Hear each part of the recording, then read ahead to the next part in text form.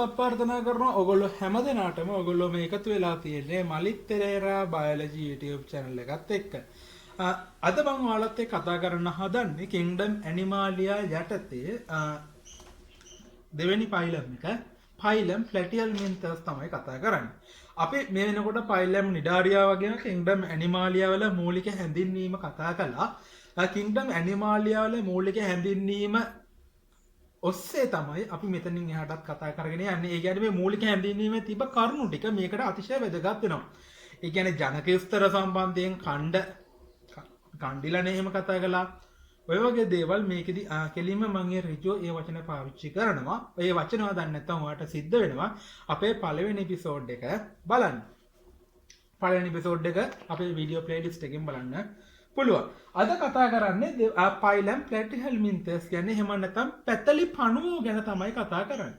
මේ පැතලි පණුව එහෙම නැත්නම් පයිලම් ප්ලැටිහෙල්මින්තස් ගත්තාම මේකත් මම රිසෝස් බුක් එකේ තමයි සම්පූර්ණයෙන්ම කතා කරන්නේ. රිසෝස් බුක් එකේ තියෙන කරුණු ටිකක් පැහැදිලි විස්තරාත්මකව කතා කිරීමක් කරන්න. ඔයාලට පුළුවන් රිසෝස් බුක් එකේ 102 පිටුව පොඩ්ඩක් පෙරලා ගන්න. මොකද රිසෝස් බුක් එකකින් පිටුව ඔයාලගේ යන්න අහන්නේ නැති හින්දා. පොදුවේ පැතලි පණුවන් ලෙස හඳුන්වනු ලබයි. මම මේ සමහරට ඔයාලා දැනටම දන්නවා ඇති මම මේ දල වශයෙන් අන්දලා තියෙන රූපය මම මේ ප්ලැනේරියාවේගේ දල සැකස්ම තමයි මේ විදිහට ඇඳි මේ ඇතුලේ දේවල් සම්පූර්ණ කළේ නැහැ. මේගොල්ලෝ පැතලි පණුව විදිහට තමයි සලකන්නේ. ඒ කියන්නේ මේගොල්ලෝ පෘෂ්ඨෝදරීයව පැතලි. ඒ කියලා කියන්නේ නිකන් මේගොල්ලෝ මේ වගේ කොළයක් වගේ. පැතලි. පැතලි ස්වභාවයේ පණුව. ඒක තමයි පැතලි පණුවන් කියලා හඳුන්වන්නේ. මොවුන් නිදලි වෑසී හෝ පරපෝෂී. මොකක්ද මේ නිදලි වාසී කියලා කියන්නේ? පරපෝෂී කියලා කියන්නේ. ඔයාලා දන්නවා පරපෝෂී ජීවීන් ගත්තයින් පස්සේ ධාරක ජීවියෙකුගේ ධාරකයාගේ පෝෂණය ලබාගෙන ඒ ධාරකයාට හානි පමුණුවමින් තමයි පරපෝෂී ජීවීන් වෙන්නේ. උදාහරණ තමයි අපි කතා කරනවා ෆැසියෝලා කතා කරනවා. ඒ වගේම ටීනියාසෝලියම් කතා කරනවා. ඔය වගේ ජීවීන් අපි හඳුන්වනවා පරපෝෂීන් කියලා. නිදලි වාසීන් ගත්තයින් පස්සේ භෞමික තෙත් පරිසරවල තමයි අපිට ගොඩක් ආඩමිකල හම්බුවන්නේ. උදාහරණ තමයි ප්ලැනේරියාව. වැදගත් නිදලිවාසී ප්ලැනේරියා නිදලිවාසී ඒ වගේම ෆැසියෝලා ටීනියා වගේ ගත්තයන් පස්සේ එයාලා අභ්‍යන්තර පරපෝෂිතයි. අපි ඕල්ඩ් සිලබස් එක කතා කරනකොට ඕල්ඩ් සිලබස් එකේ මේවා තවදුරටත් මේ ෆයිලම් ක්ලාස් වලට බෙදලා කතා කළානේ. බෙලාරියා ට්‍රෙමටෝඩා සිස්ටෝඩා කියලා ක්ලාස් වලට බෙදලා කතා කළා.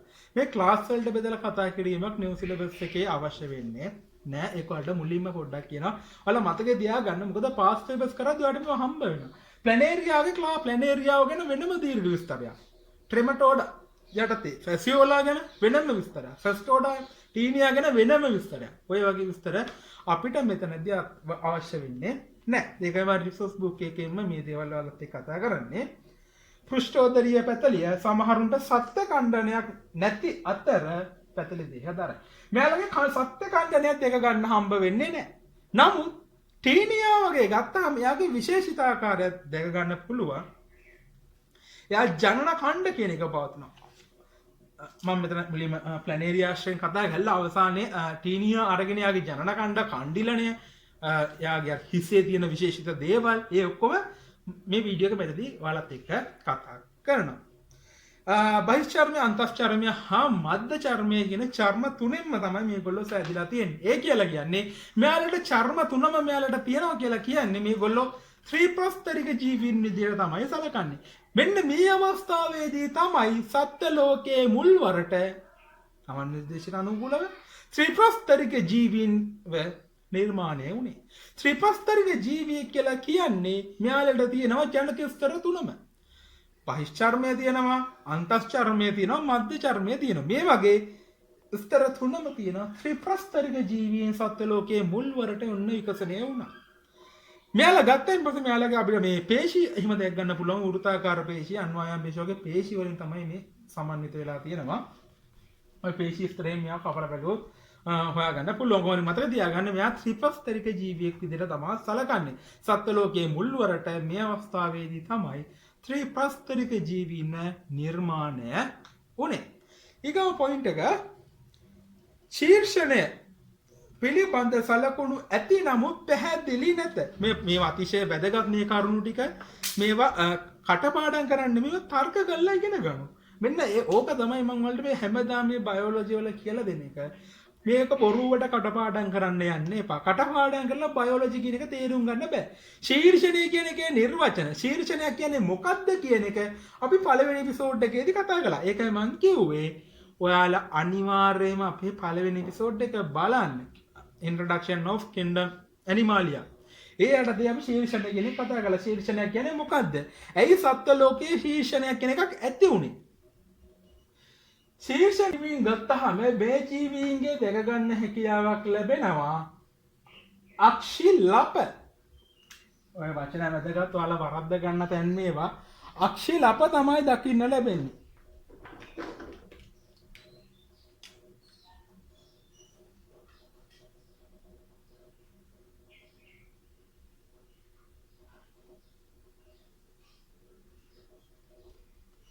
ඇස් නෙමේ සරල ඇසුත් නෙමේ ඔමැටීඩියා ඒවත් නෙමේ සංයුක්ත ඇස් නෙමේ අක්ෂිලප තමා දක්න ලැබෙන්නේ. අක්ෂිලප දක්න ලැබෙනවා. අක්ෂිලප දෙක ගන්න ලැබෙනවා මේ ඉස්සරහ කොටස යාළඟ හිස්ස කියලා හඳුන්වන කොටස විස්තර වෙලා තියෙන කොටසේ අක්ෂිලප දෙක ගැනීමේ හැකියාවක් ලැබෙනවා. වැදගත්. මුලින්ම එතකොට ආලෝකය ග්‍රහණය කරගන්න. ඔන්න අක්ෂිලප මෙයාට ඇති වුණා. අක්ෂිලප මේ විදිහට ඔන්න ඇති වුණා. අක්ෂිලප ඇති වෙනවා. ඒක තමයි යාළගේ සංවේදී ඉන්ද්‍රියයන් යටතේ අපිට කතා කරන්න පුළුවන් ඉන්නේ අක්ෂිලප තමයි තියෙන්නේ. ඒ වගේම මෙයාලා සිලින්ඩරේටාවන්ට සාපේක්ෂව චුට්ටක් උන්න පරිණාමයෙන් උන්න උසස් වුණා. කොහොමද උසස් වුනේ? සිලින්ඩරේටාවට මධ්‍ය චර්මයක් තිබුණේ නැහැ. මෙන්න මෙයාලා මධ්‍ය චර්මය කියන එක මේගොල්ලෝ ළඟා කරගෙන තියෙන්නේ. එතකොට ඔයාලට තේරෙනවා සිලින්ඩරේටාවේකට සාපේක්ෂව මෙයාලගේ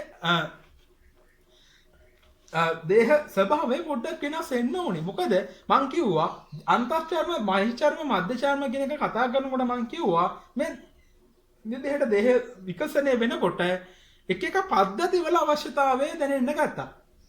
රුධිර සංසරණ පද්ධති, බහිස්රාවී පද්ධති, ආහාර ජීර්ණ පද්ධති ඔය පද්ධති වල අවශ්‍යතාවය දැනෙන්න ගත්තා. සිලින්ඩරේටාව ගත්තාම එයාට පද්ධති හිම දකින්න ලැබුණේ නැහැ නේ ප්‍රධාන වශයෙන්. නමුත් ප්ලැටිහෙල්මින්තස් 50 ගත්තාම එයාලට මේ පද්ධති දකින්න ලැබෙනවා. ඒ වගේම ඔයාලට මතක් කරන්න ඕනේ මං කොහොමද අක්ෂිලප දකින්න ලැබෙනවා කියලා. මේ අක්ෂිලප දක්නට ලැබෙන්නේ නිදලිවාසීන්ගේ විතරයි. ඒ කියන්නේ ප්ලැනේරියා වගේ නිදලිවාසීන්ගේ විතරයි අපිට අක්ෂිලප දක්නට ලැබෙන්නේ.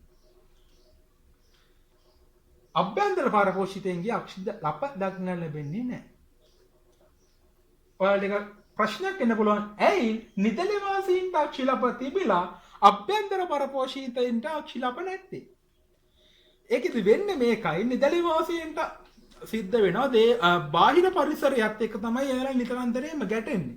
ඒතකොට බාහිර පරිසරයේ සිදුවන වෙනස් වීම වලට අනුරූපව ඒ ජීවියාගේ හැමදේම වෙනස් වෙනවා. නමුත් අභ්‍යන්තර පරපෝෂිතයෙකුට බාහිර පරිසරයේ කියන ආලෝකයක් වැදගත් වෙන්නේ නැහැ.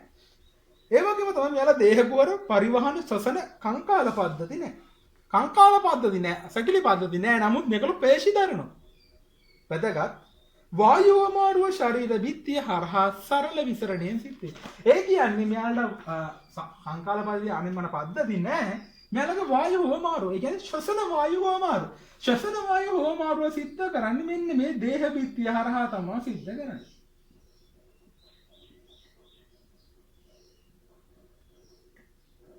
වායුව මාරුවක් දේහ බිත්තිය කරා සිදු කරනවා නම් මෙයාලගේ දේහ බිත්තිය ගොඩක් තෙත්ව තමයි තියෙන්න ඕනේ. ඒ වගේම මෙයාලා තෙත් පරිසර පද්ධති වල තමයි අපිට සාමාන්‍යයෙන් හමු වෙන්නේ. ඊගොල්ලෝ කතා කරනවා ස්නායු පද්ධතිය. මද වශයෙන් සංකීර්ණ ස්නායු හා සංවේදක පද්ධතියක් මුලින්ම හමු වන්නේ මේ වංශය पूर्व गैंग्लिया युगलक හා අන්වායම් ස්නායු රැහැන් දෙකක් මධ්‍ය ස්නායු පද්ධතියට අවශ්‍යයි. මෙන්න මේ වංශයේ තමයි සිලින්ඩරේටාවන් ගත්තාම සිලින්ඩරේටාවන්ගේ ස්නායු පද්ධතියක් තියෙනවා බහුද්‍රව නියුරෝන වලින් සමන්විත. කොහොම වුණත් ඒක බහුද්‍රව නියුරෝන වලින් සමන්විත අපිට පැහැදිලිව අඳුන ගන්න පුළුවන් ස්නායු පද්ධතියක් කියලා තුල නැහැ. බහුද්‍රව නියුරෝන වලින් සමන්විත ස්නායු පද්ධතියක් තියෙනවා.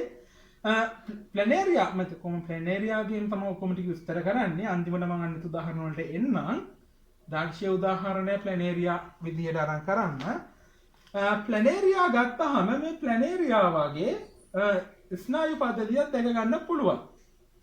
මේ ස්නායු පද්ධතිය ගත්තාම පූර්ව ගැන්ග්ලියා යුගලක් සහිත ස්නායු පද්ධතියක් අපිට දැක ගැනීමේ හැකියාවක් ලැබෙනවා.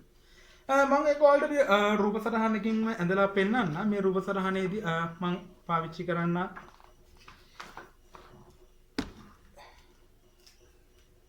මේ කොළ පාටේ මම කොළ කළු වර්ණ දෙකෙන් ඔයාලට මේක පෙන්නුම් කරන්න. මෙයාගේ මේ ස්නායු ගැන්ග්ලියමක් තියෙනවා. මේ ගැන්ග්ලියම ගත්තයින් පස්සේ මේ ගැන්ග්ලියම මේ හරියට දැක ගන්න පුළුවන්.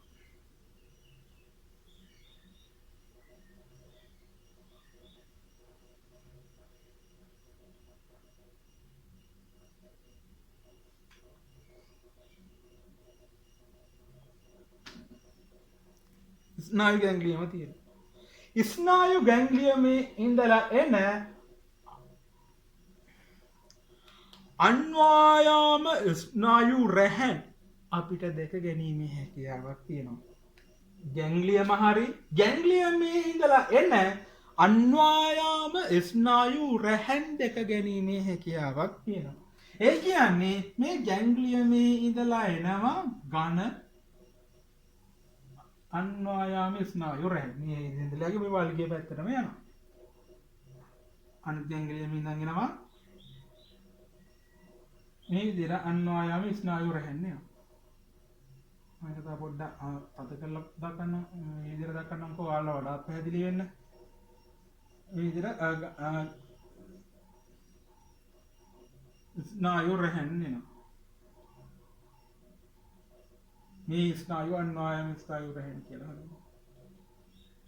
මේ විදිහට එන්න ඒවා මෙන්න මේවා මෙන්න මෙහෙම මගදී ඔය විදිහට ශාක් මේ විදිහට එයාවට දෙන ඉපේජී ඉන්ද්‍රියන් වලට ස්නායු සැපීම ලබා දෙනවා.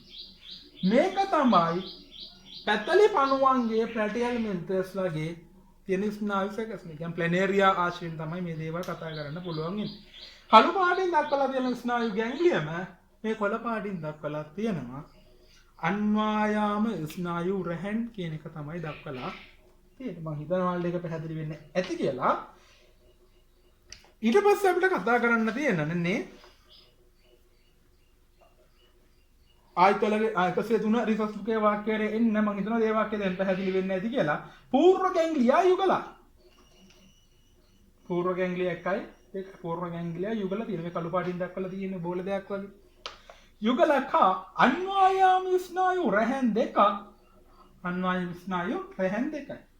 මේ අන්වායාම ස්නායු රැහැන් දෙකක් මධ්‍ය ස්නායු පද්ධතියට අයත් බහිස්රාවය සඳහා මුල් වෙන වෙනම අවයව මුලින්ම හමුවන්නේ මොවුන්ගේ නෛර්ජනීය බහිස්රාවය පද්ධතිය ප්‍රාපෘක්කිකාව නිසාමට වාක්‍ය හයිලයිට් කරගන්න දැම්ම රිසර්ච් බුක් එක ප්‍රාපෘක්කිකා.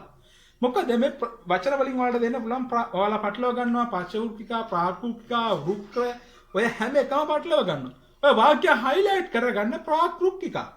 ප්‍රාකෘතිකා වලින් සමන්විතය සිල්ලුබල්බ නම් පක්ෂමදර ව්‍යුහයක් සහිත නාලිකා ජාලයක් අයත්ය මේ ආසෘත තුල්‍යතාව පවත්වා ගැනීමට භාවිත කරයි.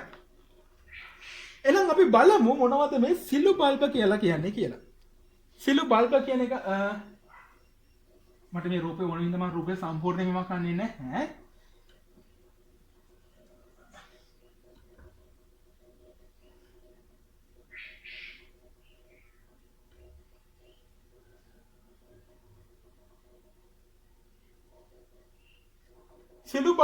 සිලු බල්බ කියන එක ගත්තයින් පස්සේ ඒක නිකන් මේ වගේ.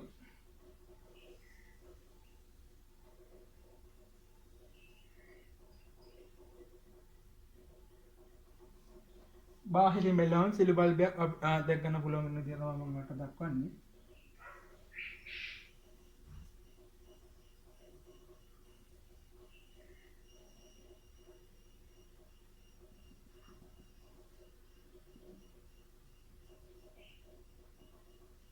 සිලු බල්බ්. එහෙම නැත්නම් ප්‍රාග්ගිකා කියලා හඳුන්වනවා. සිලු බල්බ හමුවන්නේ කොහෙද? පැටි එලිමන්තස්ලා තුල. බාහිර පෙනුම තමයි මේ විදිහට අපිට දක්වන්න පුළුවන්. කොහොම වුණත් මේ සිලු බල්බ් එකේ බාහිර පෙනුම නිකන් ඔය ආකාරයට තමයි ගන්නෙ. මේ සිලු බල්බ අපිට අඳුන ගැනීමේ හැකියාවක් තියෙනවා. ඔයාලට පුළුවන් නම් ප්ලැනේරියාවේ අරගෙන මෙන්න මේ විදිහට කපලා බලන්න. කපලා බලලා ඔයා මෙන්න මේ පැත්තෙන් බැලුවොත් ඔයාලට පුළුවන් මේ කියපු සිලු බල්බ වගේ දේවල් අඳුන ගැනීමේ හැකියාවක් ලැබෙනවා. ඉතින් මේ විදිහට තමයි බාහිර පෙනුමනේ කතා කළේ. කොහොමවත් ඒක විස්තර කරගෙන යනකොට ඔයාලට ඒක පැහැදිලි වෙයි. මේ සිලු බල්බේ පිටතින් මම මේ කළු පාටින් දක්වන කොටසක් තියෙනවා. මේ කළු පාටින් දක්වපු ප්‍රදේශයක් තියෙනවා. මේ කළු පාටින් දක්වපු ප්‍රදේශයට නමක් දෙනවා කොපුවක් කියලා.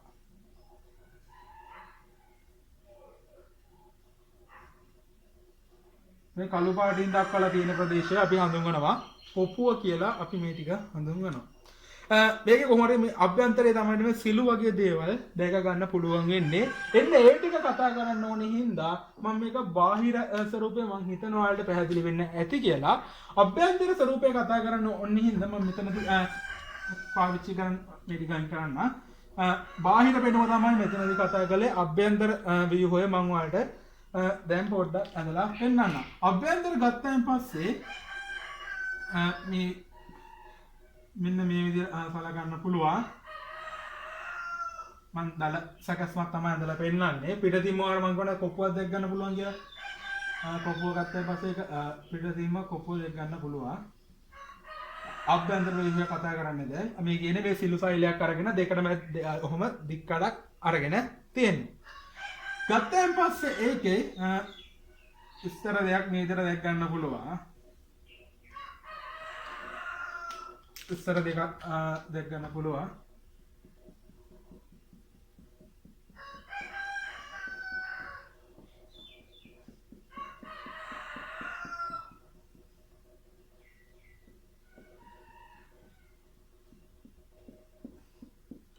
මේ විදිහට තමයි අභ්‍යන්තරයේ සිලු ෆයිලයක් කැපලා බැලුවෙන් පස්සේ අපිට පේන්නේ. ඊට පස්සේ ප්‍රශ්නයක් එන්න පුළුවන් මොකද්ද මේ සිලුවක් කියලා කියන්නේ කියලා. සිලුව පිලුව ගත්තාම මෙන්න මේ විදිහට ඒ ඉහළ ඉඳලා පහළට මේ විදිහට සිලුවක් අපිට අඳුන ගන්න පුළුවන්. නිකන් කෙඳි වගේ. ඉහළ ඉඳලා පහළට එන මේ වගේ සිලුව අඳුන ගන්න පුළුවන්. මේ විශේෂිත එකට අපි නමක් දෙනවා. මම කියනවා එතකොට මොන ෆයිලය කියලාද? සිලු ෆයිල කියලා. සිලු ෆයිල කියලා අපි මේක හඳුන්වනවා. ඉතින් මම ඔයාලට හිතනවා සිලු ෆයිල කියන ව්‍යුහය ඔයාලට වඩා පැහැදිලි වෙන්න ඇති කියලා. සිලු ෆයිල මේ සිලු බල්බ ගත්තාම මේ සිලු වල සිලු බල්බ ගත්තාම සිලු බල්බ කියලා නිවැරදි වෙනවනේ. සිලු ෆයිල නෙමෙයි සිලු බල්බ කියලා නිවැරදි වෙන්න ඕනේ. ආයෙත් ඒවා සිලු බල්බ කියලා නිවැරදි වෙන්න ඕනේ. මේ සිලු බල්බය ගත්තාම නිව් සිලබස් එකේ සිලු බල්බ කියලා දක්වලා තියෙන සිලු බල්බ වල ගත්තාම සිලු බල්බ වැදගත් වෙනවා මේ නයිට්‍රජනීය බහිස්රාවය සිදු කිරීමට තමයි මේ සිලු බල්බ වැදගත් වෙන්නේ. මේක වැදගත් වෙනවා ආශ්‍රිත තුල්‍යතාවය පවත්වා ගන්න. ආශ්‍රිත තුල්‍යතාවය අපි කතා කරලා තියෙනවා බහිස්රාවය යටතේ කතා කරලා තියෙනවා ආශ්‍රිත තුල්‍යතාවය. ඊළඟ වාක්‍ය මුඛය පමණක් සහිත ගුදයක් රහිත අසම්පූර්ණ ජීර්ණ පද්ධතියක් ඇත. එතකොට මේගොල්ලොන්ට මුඛයක් තියෙනවා ගුදයක් නැති ජීවීන් විදිහට තමයි සලකන්නේ. ආහාර ජීර්ණය සඳහා ශාකනීය වූ ආමාශය වාහිනී කුහරයක් ඇත. සමහරුන්ට බිහිතලණය කළ හැකි ග්‍රසනිකාවක් ඇත. ඒකත් අපි රූප සරහනක් ආශ්‍රයෙන් කතා කරලා බලමු. වැදගත් වෙනවා සිලින්ඩරේටා කතා කරනකොට සිලින්ඩරේටාවන් ගැනත් අපි කතා කළේ මුඛයක් තියෙනවා ගුදයක් නැහැ කියලා. ප්ලැටියල් මින්තස්ලටත් ඒ වගේම තමයි කොහොම වුණත් මේගොල්ලෝ එයා සිලින්ඩරේටාවන්ට සාපේක්ෂව ටිකක් පරිණාමයෙන් දියුණුයි. මෙතනදී පොඩ්ඩක් හිතන්න මේ ප්ලැනේරියා කෙනෙක් අරගෙන මම අනිත් පැත්ත පෙරලලා තියෙන්නේ කියලා. ඒ කියලා කියන ප්ලැනේරියා ඉන්නේ මේ පැත්තට නම් ප්ලැනේරියාව අනිත් පැත්ත මෙන්න මේ පැත්තට පෙරලලා තියෙනවා. ප්ලැනේරියාගේ සාමාන්‍ය ඉන්නේ යා මේ පැත්තට. එයා මේ පැත්තට පෙරළුවා කියලා හිතන්නකෝ. ඒ විදිහට පෙරළුවාම ප්ලැනේරියා එක තමයි මම මේ අඳින්නේ.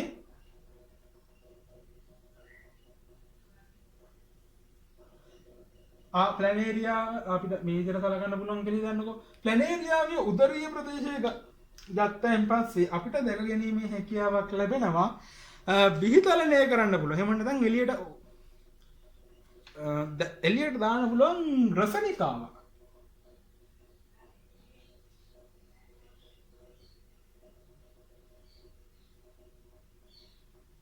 මේ ග්‍රසනිකාව ගත්තාම මේ ග්‍රසනිකාව එයාට මේක මේ රස දේහයත් එක්ක සම්බන්ධ වෙනවා. මේ ග්‍රසනිකාව එළියට එකතු කරන්න එළියට දාන්න පුළුවන්. මේක එළියට දාලා යට ආහාර ගැනීමේ හැකියාවක් තියෙනවා.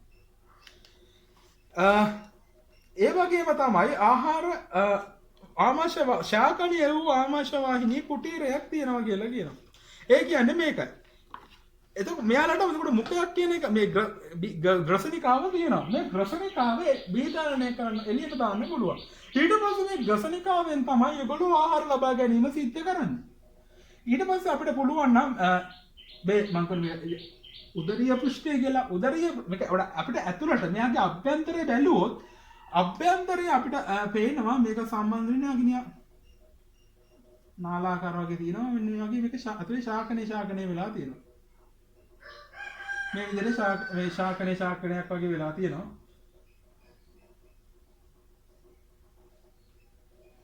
මේ ශාකනය වෙලා තියෙනවා. එතකොට අපි මේ ශාකනය වෙලා තියෙන එක හඳුන්වනවා. වචනේ වලගේ රිසෝස් මුඛයකට එක්ක යන්න ආමාශය වයිනේ කුටීරයක් තියෙනවා. මේ එළියෙලම ශාකනය වෙච්ච කොටස් අපි අණ්ඩාශය කියලා හඳුන්වනවා. ඒ දේවල් ලොකුවට වැදගත් වෙන්නේ නැහැ. ඔයාලගේ වචන දීලා නැහැ.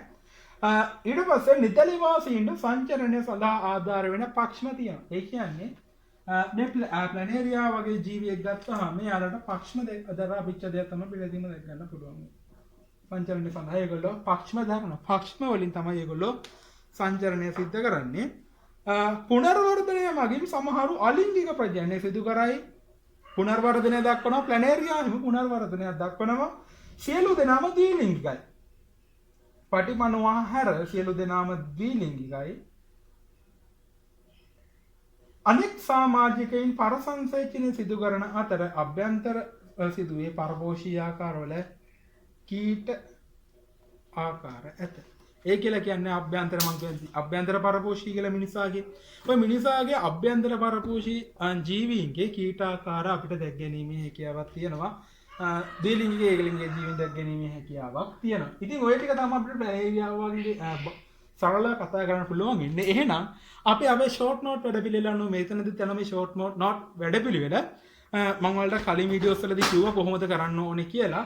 ඉතින් මම හිතනවා ඕගොල්ලෝ A4 වල හදාගෙන ඇති කියලා. එහෙනම් ඒ හදාගත්ත ප්ලැඩ්ඩල්මන්තස් A4 වල අරගෙන ලෑස්ති වෙන්න. ඊට පස්සේ අපි ඒ කොලේ ෆිල් කරන්න යන්නේ. තාම අපේ ෂෝට් නෝට් වැඩපිළිවෙල දන්නේ නැත්නම් ඔයාලට පුළුවන් අපේ සිලියන් රේටා වීඩියෝ එක බලන්න. ඒ වීඩියෝ එකේ තියෙනවා කොහොමද මේ ෂෝට් නෝට් වැඩපිළිවෙල කරන්නේ කියලා. ඒ වීඩියෝ එකේ ලින්ක් එක මම ඩිස්ක්‍රිප්ෂන් එකේ දාලා තියනවා. ඔය ටික තමයි අපිට කතා කරන්න තියෙන්නේ. මම හිතනවා මේ රූප සරහන වලට පැහැදිලි වෙන්න ඇති කියලා.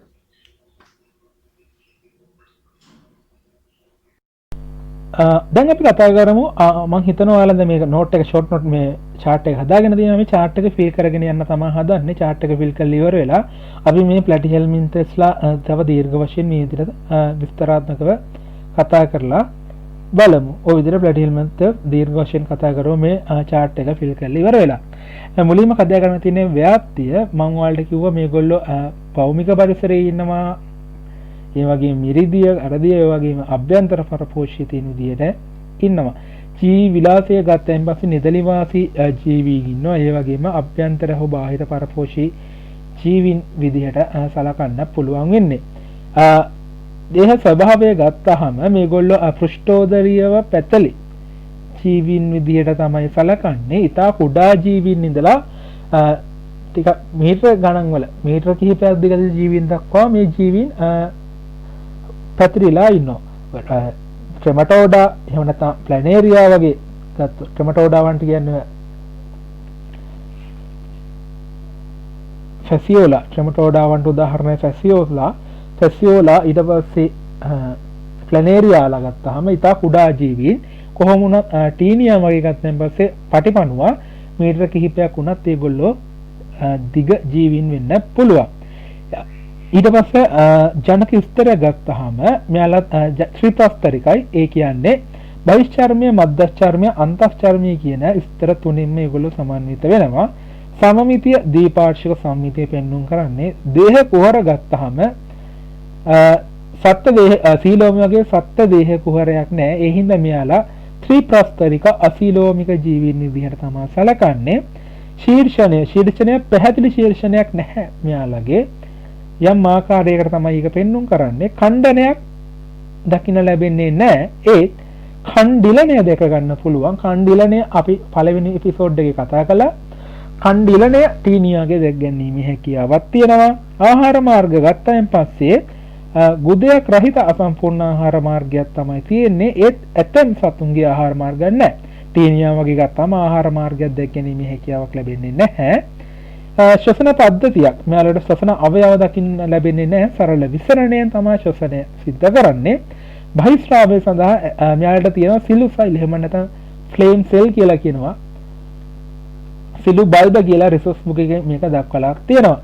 බාහිර සැකිල්ලක්වත් අභ්‍යන්තර සැකිල්ලක්වත් අපිට දැක් ගැනීමේ හැකියාවක් ලැබෙන්නේ නැහැ. ස්නායු පද්ධති දරනවා.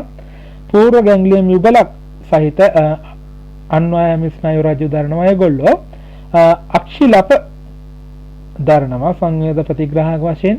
සංසරණ පද්ධතියක් දකින්න ලැබෙන්නේ නැහැ. ලිංගික දාව ඒක ලිංගික ද්විලිංගික සතු දකින්න පුළුවන්. ප්‍රජනනය ගත්තාම ප්‍රජනනය ආකාර කිහිපයක් තියෙනවා. ප්ලැනේරියා වගේ සත්තු ගත්තාම කඩ වීමෙන් අලිංගික ප්‍රජනනය සිද්ධ කරනවා. ලිංගික ප්‍රජනනයත් මේගොල්ලෝ සිද්ධ කරනවා. ඒක ලිංගික වගේම ද්විලිංගික සතුන් දෙක ගැනීමේ හැකියාවක් තියෙනවා. විශේෂිත ලක්ෂණ විදිහට තමයි අපිට දැක් ගන්න පුළුවන් ඛණ්ඩිලනය කියන එක දැක් ගන්න පුළුවන්. ඛණ්ඩිලනය ටීනියා වල එහෙම දැක් ගන්න පුළුවන් කියලා මම කිව්වනේ. ඒ වගේම සිලු බල්බ කියන එකත් අපිට මේ යටතේ තමයි දැක ගැනීමේ හැකියාවක් ලැබෙන්නේ. දැන් අපි මේ එක් උදාහරණ වෙනම පොඩ්ඩක් කතා කරලා බලමු. මම මෙතන මේ අයිස් කියලා තමයි මේක දක්වලා තියෙන්නේ. ඒත් මේක මං කිව්වා සරල ඇස් තමයි. සරල ඇස් නෙමෙයි අක්ෂිලප තමයි අපිට මේ ප්ලැනේරියාගේ දැක ගන්න ලැබෙන්නේ. ඒ වගේම පිටතට මේ නිරන්න පුළුවන් යාර මේ පිටතට නිරන්න පුළුවන් මේ ග්‍රසනිකාවක් තියෙනවනේ. මේ පිටතට නිරන්න පුළුවන් ග්‍රසනිකාව අපිට මේ විදිහට දක්වන්න පුළුවන්. එතන තමයි මුඛය ගුදය දෙකම යට එතන තමයි පිහිටන්නේ. මේ ආහාර මාර්ග කුහරය ග්‍රසනිකාවත් එක්ක සන්තතික වෙනවා. ඒ වගේම තමයි මේ ග්‍රසනිකා පිහිටන්නේ උදරීය කෙළවර.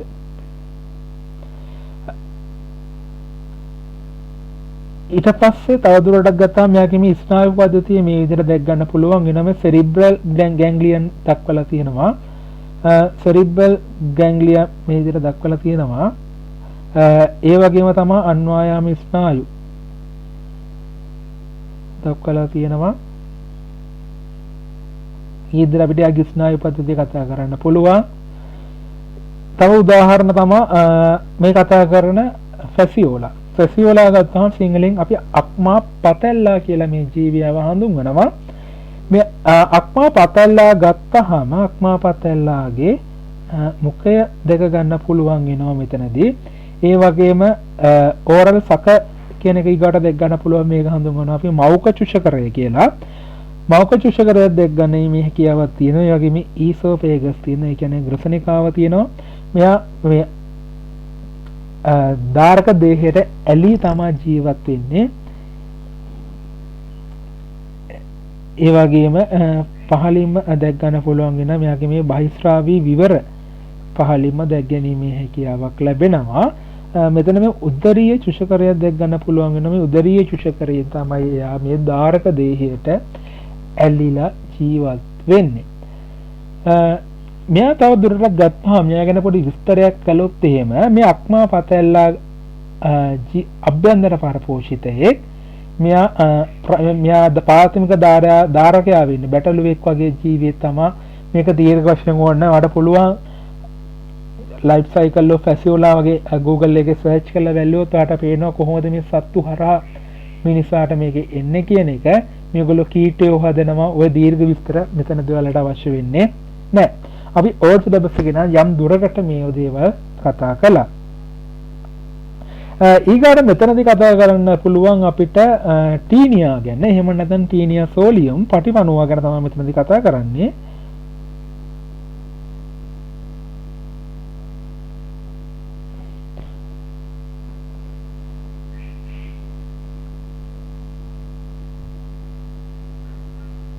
පටිපණුවා ගැන කතා කරනකොට ඔයාලට දැක් ගන්න පුළුවන් වෙනවා මෙතන තමයි මේ පටිපණුවාගේ හිස මෙතන දැක් ගන්න පුළුවන්. ඒ වගේම තමයි මෙන්න මේ වගේ පරිණත කොටස් දැක් ගැනීමේ හැකියාවක් තියෙනවා. මේ හිස හරියේ තියෙන කොටස් ගත්තාම මට පේනවා තරම කුඩයි. ඒව අපි කියනවා ලපටි. ලපටි කියන්නේ පරිණත නැති ප්‍රගුණ නැය වෙන ප්‍රදේශයේ තියෙන කොටස්. මේ මෙන්න මෙයාගේ තියෙන මේ දේහයේ තියෙන මේ එක එක කොටස් තියෙනවා. මේ කොටස් තියෙනවා මම මේ දැන් දක්වන කොටස් ඒව ටික බලන්න. මේ කොටස් තියෙනවා මේ කොට කැලි වගේ. මේ කොටස් අපි හඳුන්වනවා ජනන ඛණ්ඩ කියලා. මේ වගේ එයා ජනන ඛණ්ඩ රාශියකින් තමයි හැදිලා තියෙන්නේ. මේ ජනන ඛණ්ඩ හැදෙන්නේ මේ නෙක් එක හරියේ, ඒ කියන්නේ ඉහළ හරියේ සිද්ධ වෙන ප්‍රගුණන ක්‍රියාවලිය ඔස්සේ. මේ හරිය ප්‍රගුණණය වෙනවා. ප්‍රගුණණය වෙලා තමයි මේ ජනන ඛණ්ඩ කියන එක හැදෙන්නේ. මෙයා මීටර කිහිපයක් පවා දෙක්වීමේ හැකියාවක් තියෙනවා. මේක මෙයාගේ ජීවන චක්‍රය සම්පූර්ණ කරගන්න ධාරකයෝ දෙදෙනෙක් අවශ්‍ය වෙනවා. ප්‍රාථමික ධාරකයා මිනිසා විදිහට තමයි මෙයාගේ ක්‍රියාත්මක වෙන්නේ. මෙයා මිනිසාගේ ආහාර මාර්ගයේ පරපෝෂී ජීවියෙක් විදිහට සැලකනවා. මේ විදිහට ජග දේහේ ජනන ඛණ්ඩ රාශියකට බෙදලා තියෙනවා. මේක හඳුන්වනවා ඛණ්ඩිලණය කියලා. ඒ වගේම මේ ජීවියාගේ හිස ගත්තාම පොඩ්ඩක් ඒක අපිට වැදගත් වෙනවා. මම ඒ ටික ඔයාලට වෙනම පැහැදිලි කරන්නම්. ඒකට මම පාවිච්චි කරන්නම් ආයි ඊතල වලින් පෙන්නන්න. මේක මේ නෙක් කියලා දක්වලා තියෙනවා. ගෙල තියෙනවා. ඊට පස්සේ මෙතන මේ හරිය දක්වලා මේ සකස් කියලා දක්වලා තියෙනවා. ඒ කියන්නේ මෙයාට මේ චුෂ කර දැක් ගැනීමේ හැකියාවක් ලැබෙනවා.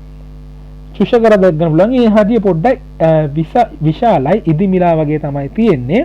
ඒ වගේම මේ ඉහළින්ම දැක් ගැනීමේ හැකියාවක් ලැබෙනවා. මේ පහළට ආපු කෙඳි වගේ ව්‍යුහයක් දැක් ගන්න පුළුවන්. මේ පහළට අවිලා තියෙන කෙඳි වගේ ව්‍යුහය අපි හඳුන්වනවා අංකුශ කියලා. අංකුශ ඒ වගේම ඉහළින්ම තියෙන මේ ව්‍යුහය අපි හඳුන්වනවා තුණ්ඩිකය කියලා. මේක අපිට නිව් සිලබස් එකට දීර්ඝ වශයෙන් මේක වැදගත් වෙන්නේ නැහැ. අපි ඕල් සිලබස් එකේ මේවා දීර්ඝ වශයෙන් කතා කළා. කොහොමද ඔයාලා පේපර්ස් කරනකොට සමහරවිට මේවා වචන හම්බ වෙන්න පුළුවන්. ඒකයි මම මේ වචන ටික ඔයාලත් එක්ක පොඩ්ඩක් කතා කළේ. ඉතින් අපිට ඔය දේවල් ටික තමයි පයිලම් ප්ලැටිහෙල්මින්තස් යටතේ කතා කරන්න තියෙන්නේ. මම හිතනවා ඔයාලට ඒ ගැන අවබෝධයක් ලැබෙන්න ඇති කියලා. එහෙනම් අපි ඊළඟ වීඩියෝ එකෙන් හම්බ වෙමු. පයිලම් නෙමටෝඩා සම්බන්ධ විස්තර කතා කරන්න.